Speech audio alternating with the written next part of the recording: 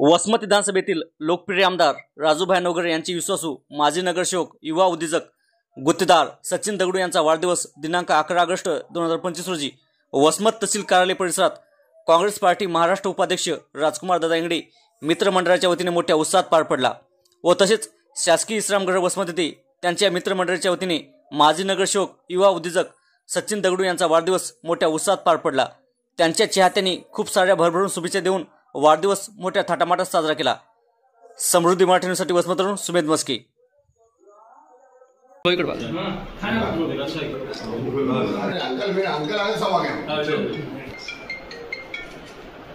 okay